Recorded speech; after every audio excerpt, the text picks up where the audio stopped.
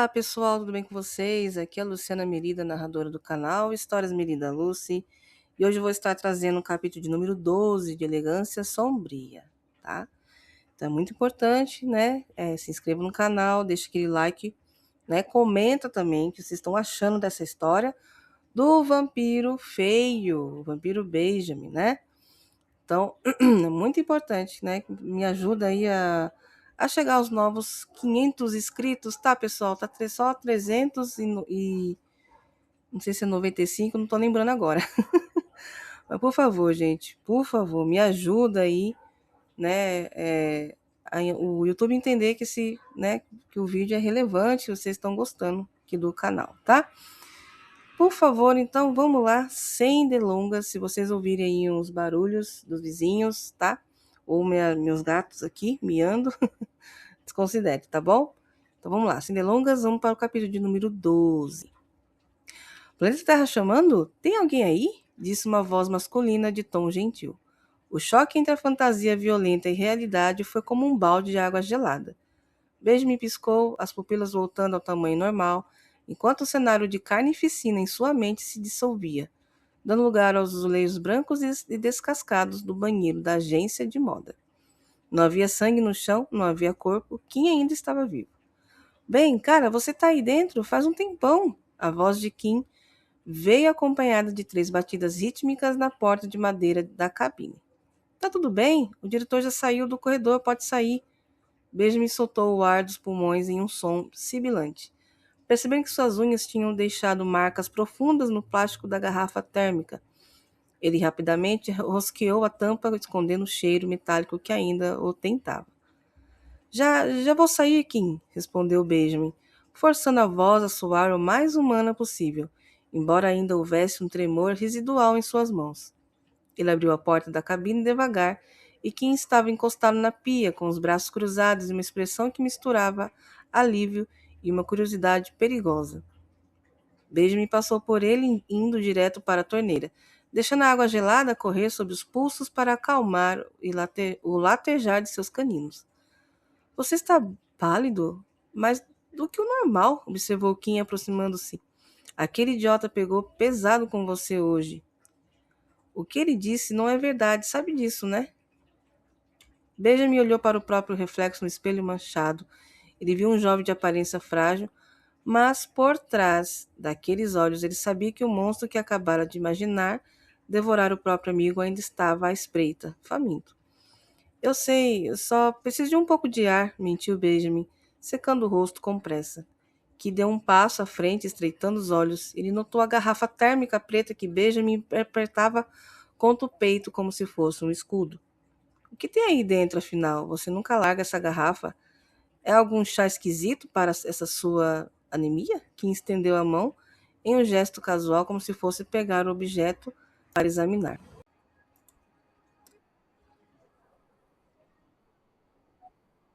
O mundo drena a gente, Benjamin. Às vezes a gente precisa de algo mais forte para continuar de pé. O quartel dos feios começou a se acomodar ao redor dele. A energia do grupo era caótica, mas acolhedora. Kim falava sobre como iriam enfrentar os perfeitos no próximo evento da instituição, enquanto Zi e Neil discutiam sobre como Benjamin precisava apenas de um ajuste no guarda-roupa para expressar sua verdadeira essência. Mas no fundo da mente de Benjamin, a sede ainda arranhava. O cheiro da vida pulsando naquelas pessoas era uma música alta demais para ignorar. Então, Benjamin, Kim disse, voltando sua atenção total para ele, os olhos brilhando de curiosidade. Você é muito misterioso. Mora por aqui? E seus pais? Você nunca mencionou eles. Eles são. Meu pai é pesquisador e minha mãe é uma cozinheira de mão cheia. Ele que preparou. Benjamin sentiu um suor frio escorrer pela nuca. Ele é pesquisador, trabalha com componentes sintéticos, respondeu, escolhendo as palavras com cuidado cirúrgico. E minha mãe é uma grande cozinheira. Eles são bem rigorosos com a minha dieta. Entendi. Dieta especial, óculos tortos e um medo terrível de sol. Zi brincou, dando uma piscadela. Você é quase um personagem de filme antigo. O grupo riu, uma risada leve e sem maldade. Por um momento, Benjamin relaxou os dedos que seguravam a pasta. O monstro dentro dele parecia ter se encolhido, confuso com aquela aceitação gratuita. Contudo, ele sabia que a calmaria era perigosa. Se um deles resolvesse abrir aquela pasta, ou se o efeito do sangue sintético passasse antes do fim da reunião. O quartel dos feios descobriria que o novo membro era o ser mais perigoso daquela sala. E aí? Dante perguntou, quebrando o silêncio de Benjamin. Você está conosco? Vai deixar a gente ser o seu escudo? Benjamin olhou para o rosto esperançoso à sua frente. Ele tinha duas opções: fugir antes que o desastre acontecesse ou aceitar a proteção de quem ele tecnicamente deveria considerar presas. Eu estou com vocês, Benjamin sussurrou, sentindo pela primeira vez em décadas que o perigo de ser descoberto talvez valesse o risco de pertencer a algum lugar. Eles o arrastaram até o banheiro grande, o refúgio oficial do grupo. Ao entrarem, deram de cara com Túlio, que se admirava no espelho enquanto ajeitava o topete. Túlio saiu do banheiro rebolando de puro ódio, batendo a porta com tanta força que o espelho estremeceu. Benjamin, que ainda sentiu o gosto metálico do sangue sintético na garganta e o peso das ofensas de Roberta e das secretárias, desabou em um banco. Uma lágrima solitária escorreu por trás das lentes grossas. Ele tem razão, soluçou Benjamin. O que eu tenho de QI me falta de colírio. Sou mais sem graça que pão sem sal. Nunca tive sorte com as mulheres. Elas olham para mim como se eu fosse um monstro de filme de terror. Zee e Neil trocaram olhares preocupados. Benjamin, o que foi? Zee perguntou com a voz mansa. Eu sou um fracasso retumbante. Benjamin desabou, escondendo o rosto nas mãos. Em toda a minha vida. E olha que ela é longa, bem longa mesmo. Eu só fiquei com duas mulheres, duas, e foram as experiências mais humilhantes da história. Elas me rejeitaram antes mesmo do segundo encontro. Me chamaram de feio, de esquisito. E eu desisti. Desisti de tentar seduzir, desisti de tudo. Até de me alimentar como... Beijo me regalou os olhos, percebendo o perigo. Como um ser normal. Um humano que come arroz e feijão. Os três encararam confusos. Eu agora só vivo de... Benjamin pensou rápido, abraçando a garrafa térmica escondida como se fosse um tesouro. Dietas líquidas, detox, isso. Eu me refugiei na moda. Eu amo criar roupas, amo o caimento dos tecidos, mas as mulheres só veem o cabide desajeitado aqui. Eu vou morrer sozinho. Ele deu um grito dramático, jogando a cabeça para trás. Mesmo que eu já esteja morto por dentro, pensou. Quer dizer, metaforicamente, eu sou um cadáver social. Neil deu um tapinha no ombro dele, tentando segurar o riso com o drama. Pela Nossa Senhora, Benjamin, menos drama. Você não está morto, só está mal assessorado visualmente. Kim se aproximou com aquele olhar místico que parecia atravessar a pele de Benjamin. Ele levantou o rosto do novo amigo com a ponta dos dedos, estreitando os olhos enquanto analisava cada detalhe. Benjamin, a voz de Kim era um sussurro profundo. Você é a pessoa mais linda que já vi em toda a minha existência. Sua alma é pura. Mas me diga uma coisa, que textura de pele é essa? Você é branco como uma folha de papel de seda, de alta costura. Nem uma olheira, nem um poro dilatado. Isso não é só drama, não. Isso é Kabiri, né? Benjamin parou de chorar na hora. Ele piscou confuso. Kabiri? Seria algum tipo de clã das sombras da qual ele nunca ouviu falar em Draconian? Benjamin hesitou, a mente trabalhando a 1000 por hora. Algo vindo do Oriente? Eu sabia, Neil exclamou, batendo palmas. Só pode ser aquela rotina coreana de 10 passos, Benjamin. Você usa o quê? Geleia real? Muco de caracol africano? Benjamin sentiu um arrepio. A ideia de passar muco de caracol no rosto era quase mais aterrorizante do que o próprio Ladriel, mas ele precisava manter o disfarce. Sim, exatamente, Benjamin improvisou, forçando um sorriso. É uma mistura milenar. Eu aplico todas as noites. É o passo número 11 da rotina. O sono profundo de caixão, quer dizer, sono reparador. Ele deixa a pele assim, com esse brilho marmorizado. Passo 11, menina, ele é avançado. Neil sussurrou para Kim, impressionado, enquanto tentava tocar na bochecha gélida de Benjamin. E esse detox líquido na garrafa? Kim apontou para o objeto. É aquele chá de hibisco fermentado com colágeno que as blogueiras usam para ter energia? Benjamin olhou para a garrafa, sentindo o peso do segredo. É um suco de frutas vermelhas, muito raras, rico em ferro. Dá uma energia vital. Se eu ficar sem ele, eu sinto que vou desintegrar se o sol bater muito forte. Brincou. Kim piscou convencido. Viu? Existe uma mulher destinada a você. Uma mulher que vai olhar para esse seu aparelho e ver diamantes.